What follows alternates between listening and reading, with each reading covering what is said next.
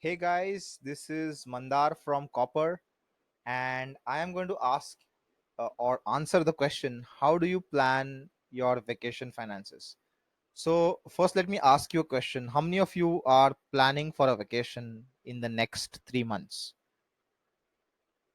I'm sure none of you are planning for your vacation right now.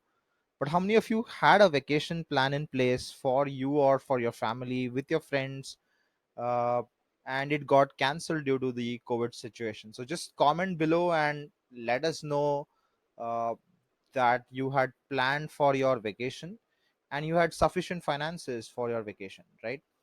Now, another question: how many of you here are actually planning for a vacation maybe 1 year down the line, right? I would definitely see a lot of people who would be interested in going for a vacation maybe 1 year down the line. So family vacations, they help you break the monotony. They help you unwind, spend quality time with your family, and just be away from work for some time, right?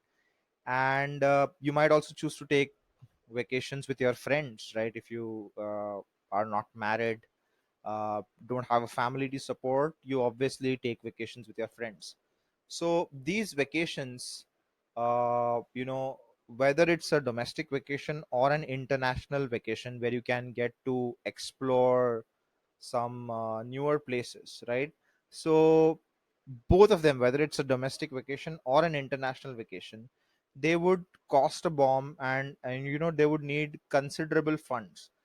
So I would say, from my experience, for a family of four, I have my wife and two kids, and usually it costs me, if I'm taking a domestic vacation, it costs me somewhere around 60 to maybe 70,000 rupees for a 8 to 10 day vacation, including flights, including stay, including food, and so on. And if it's an international vacation, then it would be upward of 2 lakh, somewhere between, I would say, 2 lakh to 3 lakh is what an average international vacation would cost for a family, right? So if you plan properly to go for an international vacation, you can do so without suffering any financial strain, right? So you don't want to impact your long term finances and your long term financial goals that you have, and yet you should be able to take the vacation that you want to, right? So let's try to understand this step by step. To start with, you need to, if you're having an upcoming vacation, then you need to start putting aside some of your savings towards a travel fund, right?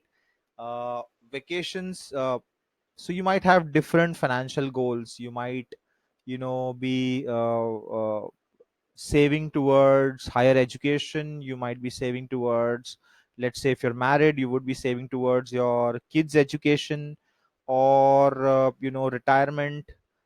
You might have different financial goals, and vacations, I would say, are a short term financial goal, right? So you need to not you need to opt for less risky investment avenues when it comes to covering your uh, international or domestic vacations, right? So what are the different investments that you should be doing, which are short term and less risky, that will give you the corpus for your travel expenses, right? So you could put in your money in either recurring deposits. You set aside, let's say, 5,000 or 10,000 rupees on a monthly basis for 10 months, 12 months, and you could use those funds towards your travel.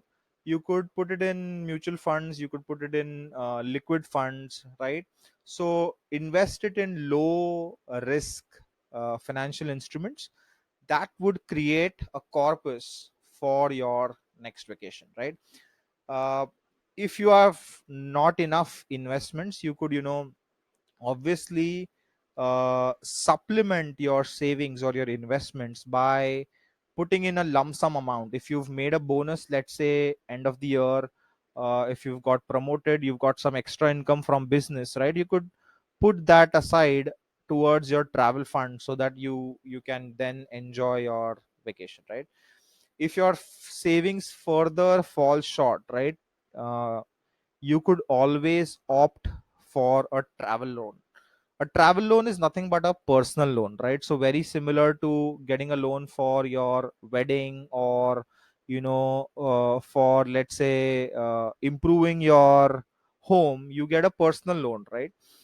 Similarly, you get a personal loan for taking a trip or a vacation, right?